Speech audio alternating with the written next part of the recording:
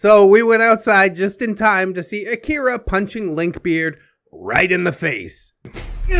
Hello friends and welcome back to ReddX, your source for the freshest daily cringe content anywhere on the internet. Promise, swearsies, it's just a fact and it's totally science. Go ahead and look it up. I'd appreciate it. Today we're jumping back into r/neckbeard stories. Actually, it comes from our personal subreddit r/ReddX reads, but don't mind that none too much. You know what it do. We're gonna bring the cringe today. If you couldn't tell from the title or the thumbnail or whatnot, then I probably did it incorrectly. But yes, it is Linkbeard, the one and only, our favorite neckbeard to hate. It has been getting a little bit heavier, and then it went a little bit softer, but I've been told that the ending is absolutely explosive, and you know I like that. I like to see a little bit of fireworks when it comes to these neckbeards, so hopefully the downfall will be something great, something that we can all sink our teeth into. Absolutely delicious. We'll get some plugs and disclaimers out of the way, and then we will dive right into some of this neckbeard stories cringe.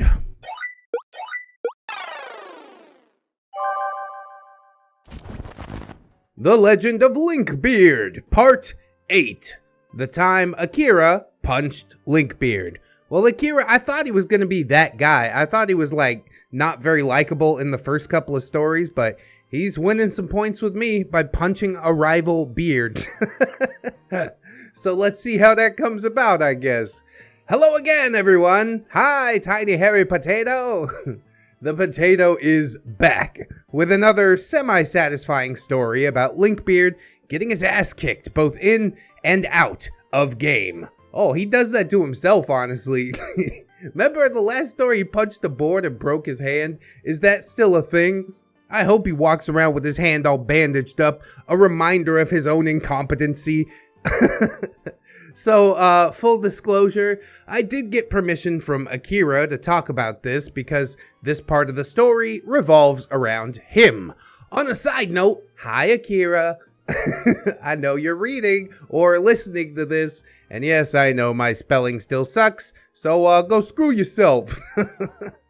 I mean, OP's spelling hasn't been that bad, all things considered. We've definitely had some more harder to decipher stories, I guess is what I'll call them.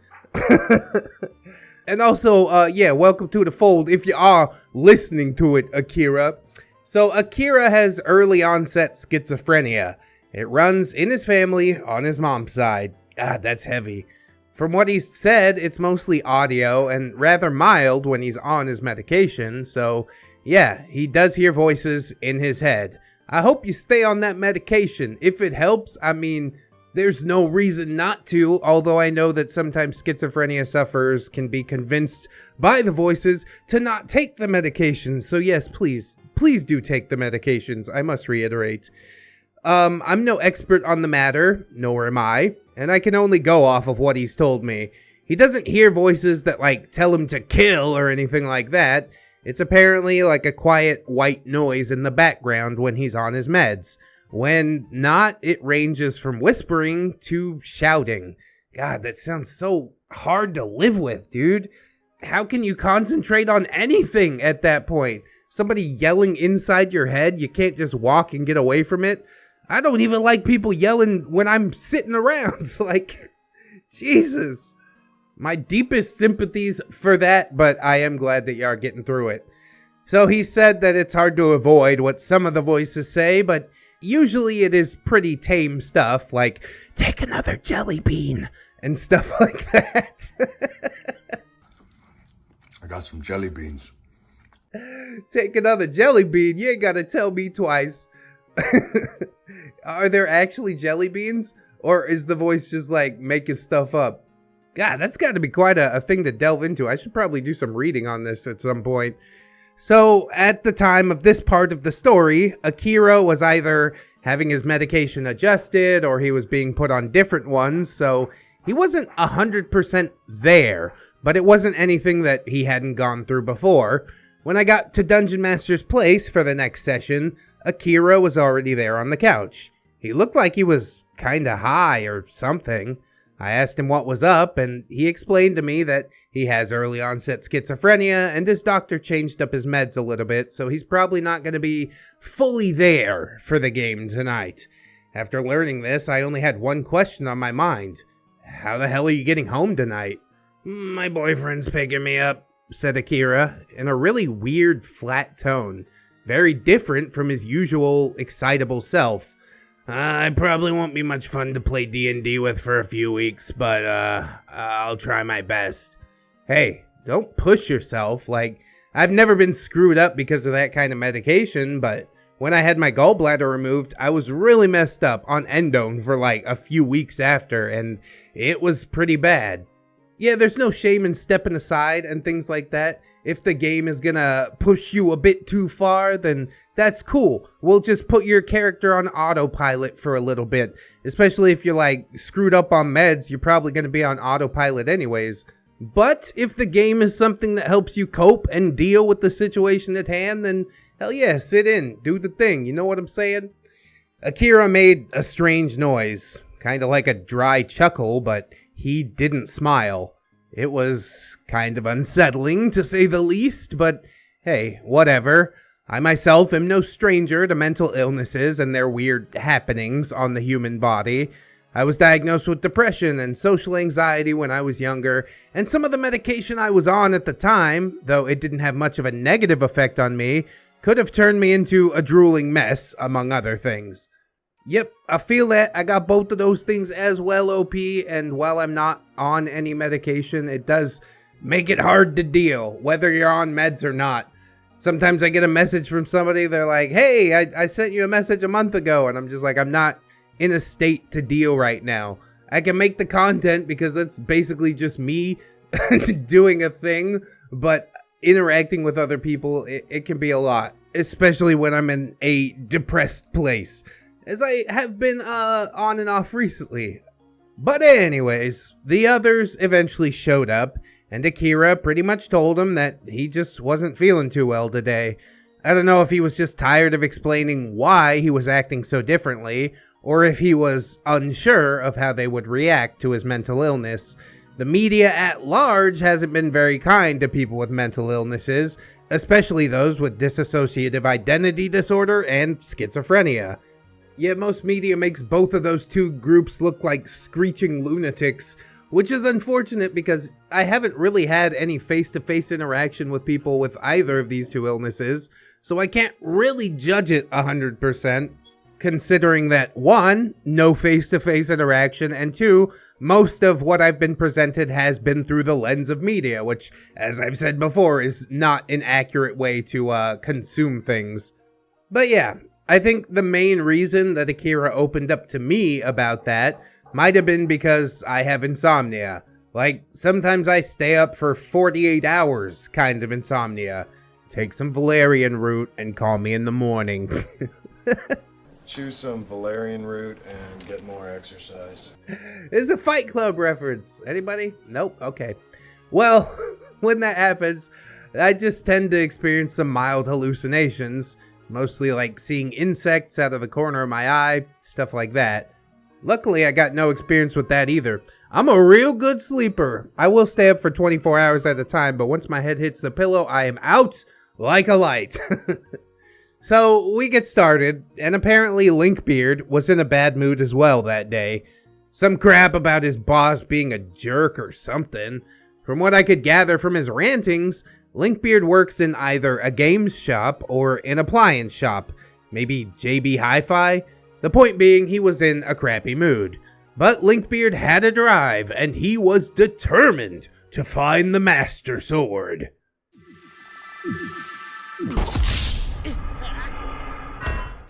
Gaming shop or appliance shop? There is a vast chasm between those two things. I want to know how we arrived at this conclusion. In my own head, we're just going to say that he works at the appliance shop because I think he'd enjoy the gaming shop a little too much, and I really do want to see Linkbeard suffer. Why do we even need to find the Master Sword? Asked Ludo. None of us are Link, so we can't wield it. Even if we could pick it up and swing it around, we wouldn't be able to use it the way that it was meant to be used. Well, maybe not a Zora, said Linkbeard, but someone courageous and pure of heart would be able to. Oh, Linkbeard, you're the dungeon master now? All right, take a seat, roll some math rocks, let's do the thing. And before the session ends, I probably will have quit, because Linkbeard is a horrible player, and I think he would make an even worse dungeon master. So, you think we're all screwed? I asked. My character's a passive-aggressive misandrist. Nina is stubborn. Ludo thinks poorly of anyone with low intelligence. Akira is mistrusting. Ori is an unstoppable monster when provoked. And Linkbeard, well, your character is just egotistical. My character is not egotistical.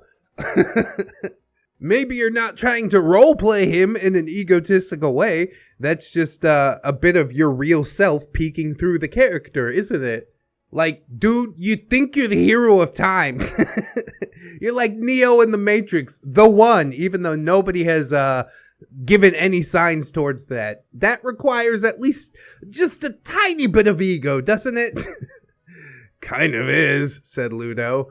Anyway, Potato's right. None of our characters are pure of heart enough for the goddess Hylia to let us wield the Master Sword. She probably won't even let any of us pick it up. If anything, she'd probably smite us. Would any of us be able to survive a smiting? Asked Dory. DM just shrugged. I guess that depends on how much you piss off Hylia and how I roll the dice. Like I would piss off Hylia, said Link. I pretty much worship her completely. Are we gonna find a shrine to Hylia anytime soon? There's one closer to Castletown, you know, the Temple of Time, said DM. But you, kinda walked right past it to go on your mission. So you could probably visit it if you happen to go past Castletown again at some point. Anyways, the game progressed and we picked up information about the Kokiri Forest, aka the Lost Woods, aka where the Master Sword is generally located. At least in A Link to the Past. It was in the Temple of Time in Ocarina of Time. I think it was in like some ruins or something in Wind Waker. I can't quite recall. It's been a while since I played any of these Zelda games. Except Breath of the Wild.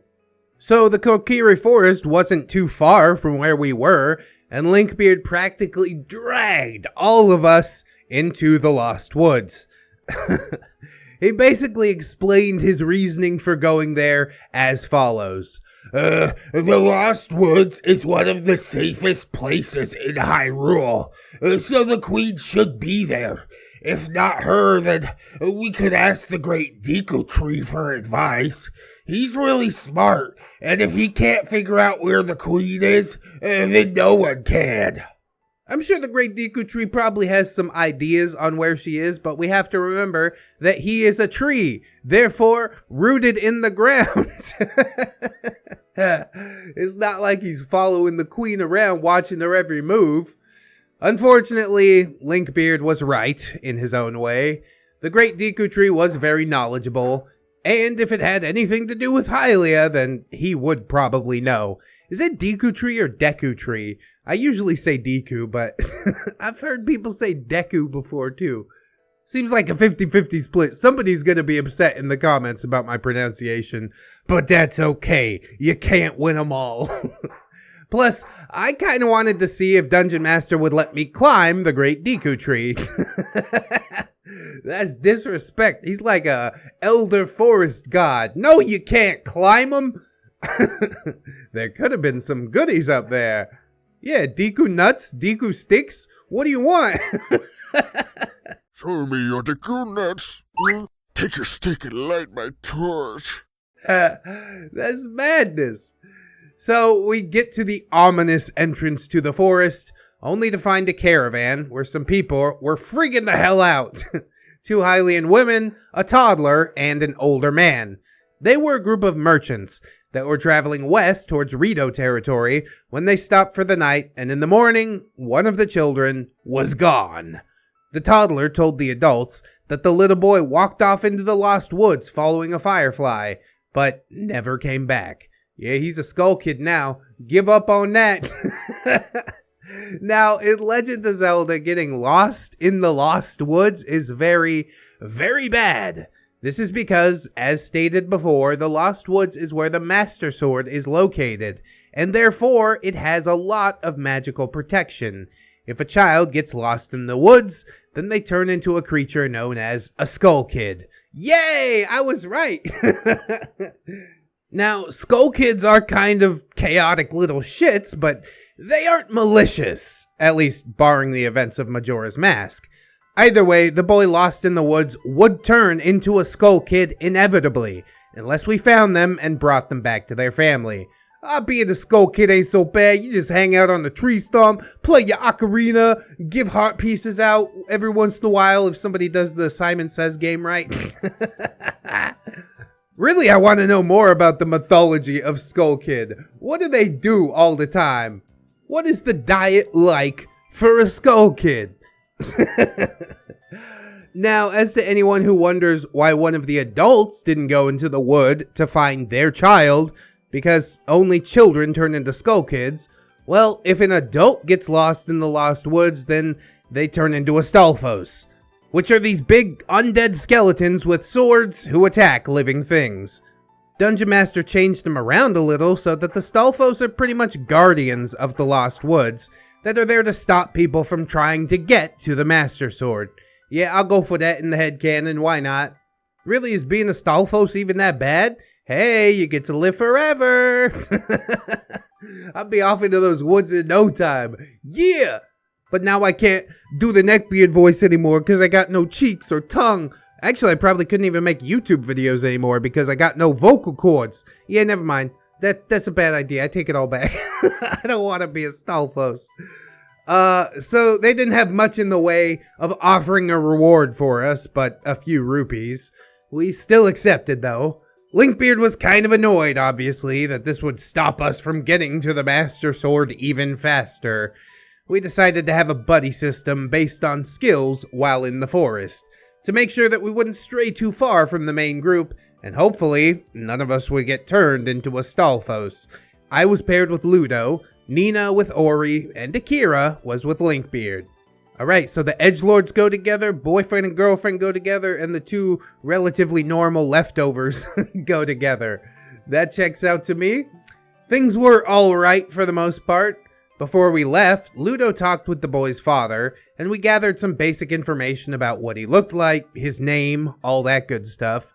If I remember correctly, we were basically looking for a feral gremlin of a child of around 5 to 6 years of age. His most distinguishing features were that he was blonde and he had a necklace with a big blue shell pendant. 5 to 6 years old? Yeah, that's about when they transform into feral gremlins. But a lot of that depends on parenting, obviously. So maybe they didn't have too much time for parenting while they were traveling merchants. They didn't impress upon this child the need to not run off into the forest and die. Linkbeard grumbled the whole time that we should just head towards the center of the forest to find the Master Sword. I mean, the kid is probably a Skull Kid by now anyways, he would grumble. There's no point. Akira, still not 100% himself, shot back at him in that off-putting monotone. Then why the hell are you even playing if all you're gonna do is whine and complain for no goddamn reason? Everyone was kinda surprised because Akira didn't usually say anything close to that. He usually didn't swear either. Though obviously he didn't cuss this time either because YouTube has been breaking my balls with the monetization lately. So we just do a little radio edit. I hope that's okay. Nina quickly changed the conversation and tried to get us back on track looking for the lost child. Which kinda worked, but people were sort of unsure what to do with Akira exactly. We hadn't dealt with a disgruntled Akira before, but everyone had a bad day once in a while, and so we did our best to not rock the boat too much. Apart from Linkbeard, because, you know, he's a neckbeard. He is either not aware of the social situation or simply doesn't care for anyone but himself. Also, I thought you guys split up into groups, so how is Nina talking to other people? Unless it's out of character, I guess that works. Sure, why not? So, we eventually found the kid hanging out with a random flute-playing skull kid. Oh yeah, he's getting lured in. Linkbeard wanted to kill the skull kid so that we could grab the little boy and go, but Nina and Ludo wanted to talk to the skull kid first. Can skull kids talk? Yeah, I guess they can. They were pretty far away from us, and the skull kid could just grab the boy and run. Ludo approached the skull kid and attempted to make conversation with him. He tried to either lure the kid over to us with some candy or bribe the skull kid to go away with the same candy. It was going pretty well too, until Linkbeard got tired of waiting and shot the skull kid. I mean, they are just children, right? They can't be that difficult to murder in cold blood. Although I probably wouldn't suggest it. They might come out of the woodwork. You don't even know how many skull kids are lurking in the Lost Woods. The skull kid freaked out and ran away, but Nina and I were able to get to the kid and calm him down, while everybody else yelled at Linkbeard for being an impatient dick. "What the hell is wrong with you?" asked Ludo. "My plan was working. We could have actually gotten the kid without shooting the skull kid, and the skull kid could have shown us to the Deku tree." It was taking too long," complained Linkbeard. "We're probably almost there anyway. Right, Diab? Diab?" Well, Dungeon Master was behind his screen, rolling dice. A lot of dice. Oh my god, did I call this too? Are the skull children waiting in ambush? When he was done rolling, he kinda sighed sadly and shook his head. As the skull kid's screams of shock and fear ring out through the Lost Woods, it alerts the nearby Stalfos, who, until recently, had been laying peacefully as piles of bones. They rise up and walk towards you. Roll for initiative. See what you done now, you big dum-dum? So, because of this chucklehead, we had to fight 4 Stalfos and a Stalnox. A Stalnox is basically the Stalfos version of a Cyclops, so yeah, pretty much a mini-boss.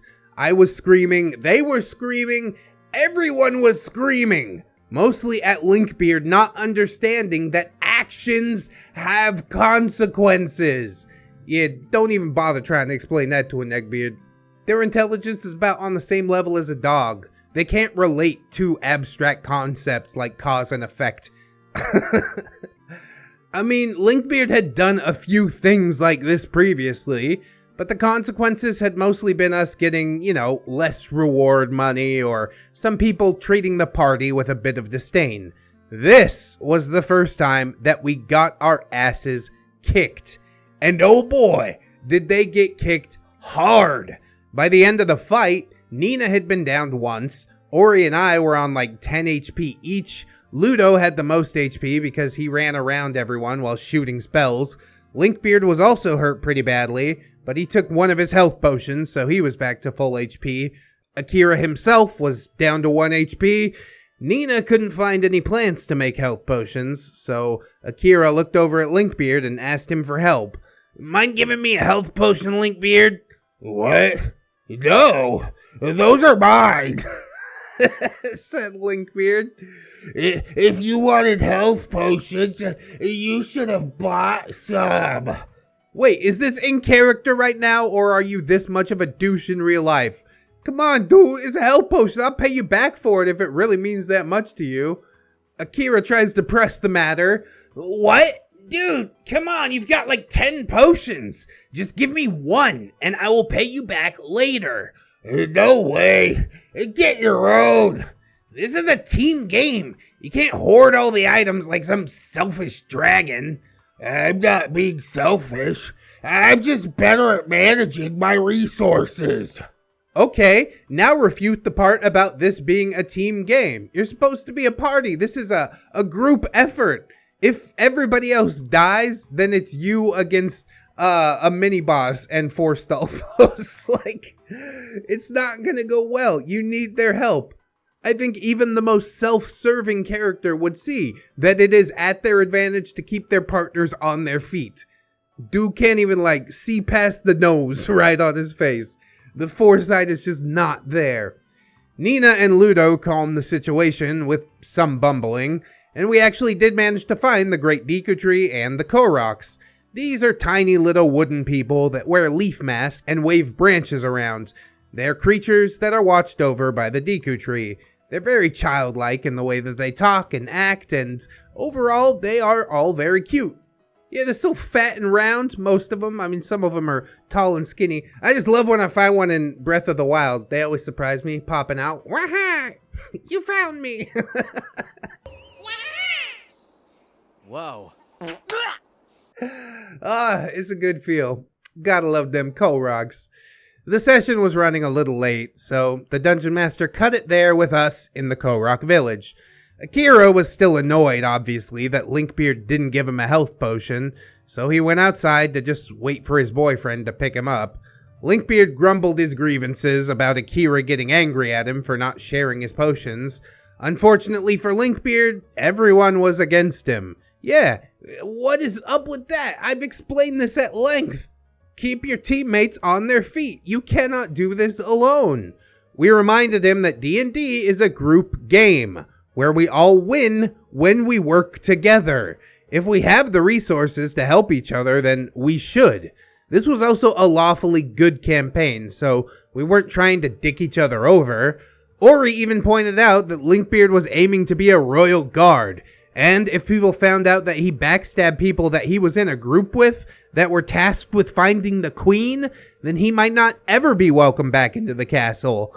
Even if they did, he wasn't going to be allowed to be a royal guard, ever, even if he became a eunuch. And of course, when given a taste of his own medicine and almost realizing that he was wrong about the entire situation, he resorts to righteous indignation. Hey, screw you guys! Whined Linkbeard. You just don't know how these games are meant to be played, and none of you have ever played a real tabletop game. He then stormed out. Yeah, good riddance, I guess. Don't come back next week. We all just kind of shook our heads at that. We chalked it up to Akira just not having a good day, and his emotions rubbed off on Linkbeard and made him even more insufferable than usual. We were just gonna have to write this entire day off and continue on next time. Then, we started to hear angry voices from the front of Dungeon Master's house. We were all kinda confused, and wondered if Akira and Linkbeard were going to fight. For some reason, the cripple fight scene from South Park played in my head because neither of these guys were very physically fit, so we all went outside to see what the hell was going on. Honestly, all that kind of makes sense. I am of the opinion that less physically fit people are more apt to fight each other. One, because they see the other person is not physically fit. They see themselves as like bigger and tougher than the other person, whether that's true or not. And two, they're both kind of edgy boys that have probably watched a bit too much anime. You know, he's gonna try and do the Kamehameha wave or something like that. Bigger people who are like physically stronger, less apt to throw blows because they know the damage that they can do with them. But I don't know, man. It seems like something just kind of boiled over here, and I'm glad that I get to witness it at the very least. So we went outside just in time to see Akira punching Linkbeard right in the face. Beautiful. Wind it back. Replay that. Akira isn't the strongest, so Linkbeard didn't go down like a sack of potatoes, but Linkbeard did end up with a pretty big bruise on his face. They were shouting and swearing at each other for a bit, before Akira walked off to the other side of the garden and kinda crouched down by the fence, muttering to himself. Linkbeard didn't follow it back up? That's big of him, you know? He just took his punch, he's like, okay, I'm not gonna hit you back. Was he scared at that point, or was he actually being the bigger person? There's something to ponder. Now, Linkbeard wanted to have a go at Akira, but DM quickly got between him and told Linkbeard to back the hell up and give Akira some time to calm down. I'm guessing Akira was having a break from reality of some kind, which was clearly not good. Nina sat next to Akira and very gently talked to him, trying to get him to calm down. Thankfully, or not so thankfully, DM lived in a questionable part of town. Like, we were pretty sure that there was a crack house the next street over, so it was unlikely that the cops were gonna get called, so there was plenty of time for Akira to come back to reality. Yeah, living next to a crack house is a bad thing, unless you're really into crack. And then it's super convenient. While this was going on, Ludo and I were looking up how to best help someone experiencing a break from reality. Is that something you can Google? I guess. They got a WikiHow for everything. Meanwhile, Ori was in between stopping Linkbeard from having a go at Akira and making sure that Nina was okay and not about to get attacked by Akira. Yeah, needless to say, it was a right royal mess. Yeah, not the kind of mess that I like to see, honestly. Of all the fights that we've seen, this one is probably the saddest, because it's just, some dude that's having a hard time with his meds. I usually love a neckbeard fight, but not this one. Not this time. About 5 minutes into this shit show, Akira's boyfriend turned up.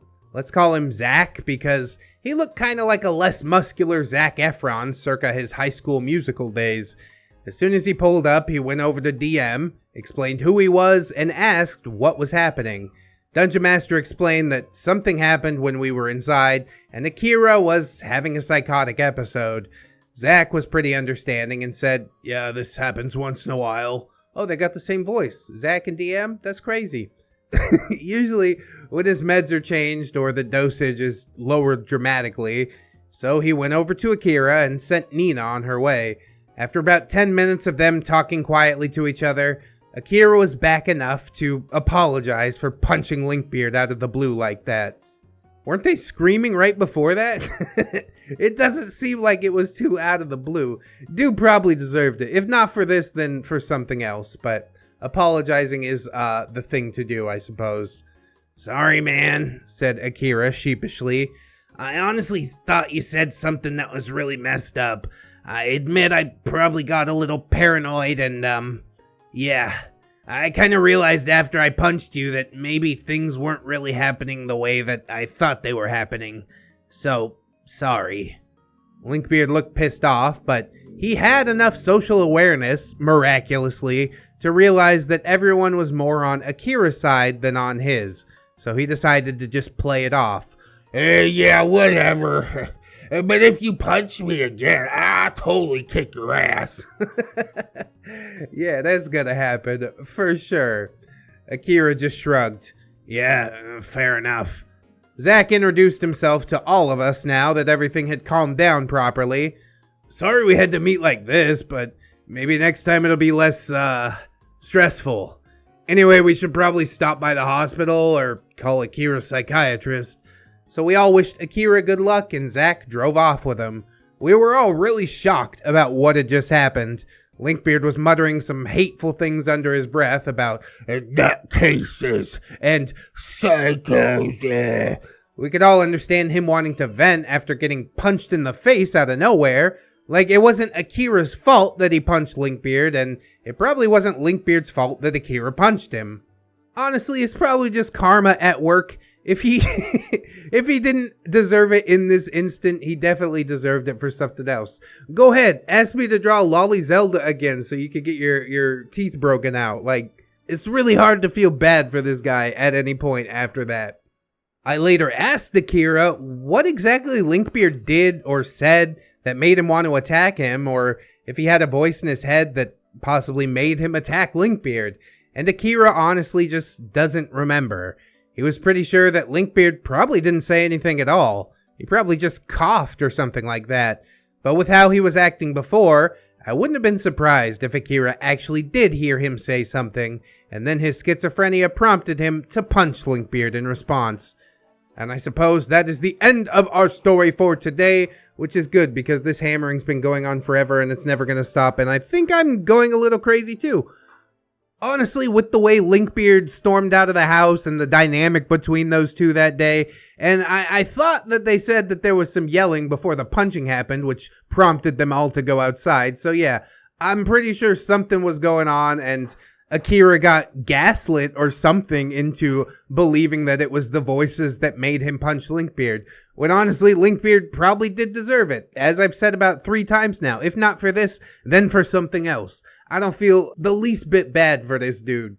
I will be grateful that he didn't get knocked unconscious, topple like a ton of bricks or anything like that, because, you know, that can cause some brain damage. And Lord knows Linkbeard is probably brain damaged enough already. So yeah, I mean, just a punch in the mouth, like, okay. He walked away. He's fine. Look at him. He's still talking crap. Somebody punch him again. So we've got 2 more parts of Linkbeard left to go. This one, relatively enjoyable. I like sinking into the tabletop world and then getting yanked back out into the real world. It just adds like a really nice duality to these stories. I'm pretty into these tabletop Neckbeard stories, as I'm sure I've said before as well. I hope that you guys liked it. If you did, I hope that you'll like, comment, and or subscribe. Maybe share the video around. I would definitely appreciate that. We also got a bunch of plugs and playlists and my podcasts in the description. If you could rate me on Spotify, I'd appreciate that so very much. Check out the Teespring if you're trying to rock that merch. Mine and my wife's channel, Mr. and Mrs. ReddX. You know what to do. We've also got my social medias, Twitter, Discord, Facebook. Come on through. Say hello. I would also like to thank my gorgeous, wonderful, beautiful, generous patrons over on Patreon. Jerry much. So thank you. Robert Waits, Jarhead Jerry, Oorah, Logan Wolf, River Jerry, Conrad Ingy, Captain Clown Jerry, Hong Kong, Aaron W, Twisted Chow, Cinema Susie, Danny, Jerry Nerdnick, For Old Lang Sign, Fire Drake, Giggle Jerry, Ayura Harry, most different Jerry spelling, Jari the Pirate, Livingston Love Jerry, hey, so does ReddX, Rogue, Silent Revolver, the OG, Jerry, Becca, Jerish Kitsune, Little Lone Wolf, Matthew Simmons, Satori, 211 Jerry, The Return of Jerry, 9 Lady Nix is dancing, Jerry Bells. I see what you're doing there. A bundle of Jerry's is coming for your toes. Oh, my toe. A Jerry, a juggle of Jerry's, a Justy Jargonian Jerry. I know what that's referencing. I read that story in my Oblivion playthrough, I'm pretty sure. Alunia, Althea, Anunnaki, Assassin Pug Jerry, Atheist Jerry, Grizzly, Bailey Joy, Bearded Jerry, Bitch Gremlin, Blade the Hero, Blameless Fish, Blip Blip Jerry, but Jerry, it's cold outside. Camille Sarah, Commander J, Tank, Dennis Dayton, Dinosaur Nightlight, Disposable Waifu, Dragon Shade, Aaron Lennox, Frozen Over Studios, Grand Tom got ran over by a reindeer. Beard. Yeah, that's Mr. J.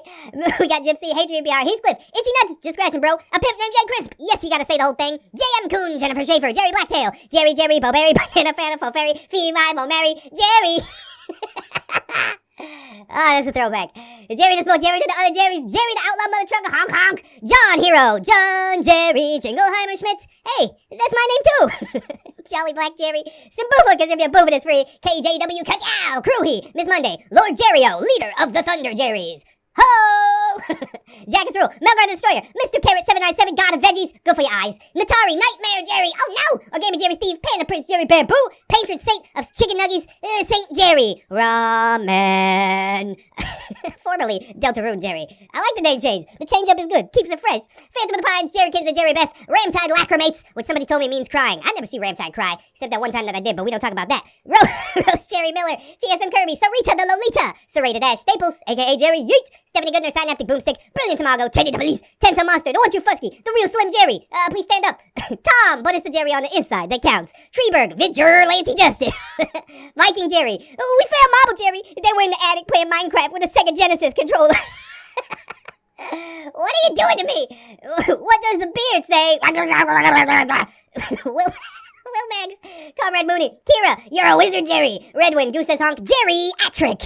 Naga Vipers, Cy Jerry the Cyborg, Saints Blessing, a normal Jerry. Merry Christmas, lovers of cringe. Well, Merry Cringemas to you. Hunter of Jerry's, Devourer of all things tasty, it is Tom. Admiral T, Tank, Alunia, Amara, Atomic Jerryzilla, AZ, Babsy Coon, Banished Knight, Barbushka's a Radiator Jam, Broken Spine Horseradish, the original different Jerry, that's Cake Jerry. California Jerry Girl, yeah, Canadian Lynx, Chevron 7 Locked, Chia, Jerry. I don't know why I said it like that. Chris Meska, Cinnamon Buddy Dog, Corporal Admiral, Lieutenant Private General, Tigerian Princess, Furry Warrior Woo Jerry. I did it! Crypt Titties! Killer Jerry, Devlon Jerry, Dopamine Drought, Electrical Footic, Ghost of Alpha, give a both inches. And so he did. HMT Mayor, holy Perry, Jerry! Hey, how's your short game, Jerry? Hydra, Jerry. I'm pretty sure Tom got the marble, Jerry, but you didn't hear it from me. Love, Terry. Was it you? Was it your alter ego? I see what's happening here. Jeffrey! Jeffrey! My name is Jeffrey! Jerry and Tom versus Santa Werebeard Apocalypse. Jerry in a Subaru STI. Jerry Pinks! Misa like your name! Jerry Alder Rivera. You see that mustache though? Jerry Bean. Yeah, Jerry Roxas. Yay! Fucked it up.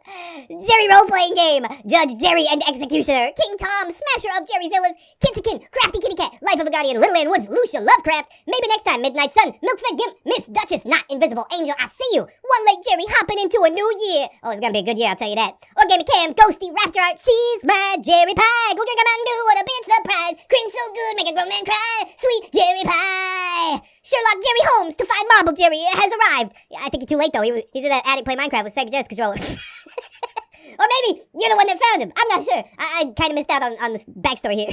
We got Snary, the Snob Jerry, Spooky the Rock, Steve Bugelli, the Necro Jerry Cod, the original Jerry, not the most different Jerry, maybe to Infinite Jerry and beyond. Definitely. Tuna Fish Jerry, Aquarium Escapee, Zestaboo Jerry. Tom promised Jerry swears all bad Jerry. Hey Tom, be a good boy to switch his face. Soy size go look it up and buy another ReddX video. I don't know what that name is, but that's how I'm gonna pronounce it, I guess. And also, thank you to my $1 patrons, beautiful people that they are, indeed. Thank you guys all so much for supporting on Patreon. The end of the month is right around the corner. Oh my goodness, can you feel it? If some people want to get that last minute donation in, I definitely would appreciate it. But if you can't afford to do it right now, don't sweat it too hard, friends. I just appreciate you coming on through, hanging out with me, and I hope that you'll come on back and hang out with me again tomorrow. In order to do so, you need to keep yourself safe out there. Wash your hands, but also take some time out and do something that you personally enjoy today. Maybe like watching some more ReddX videos.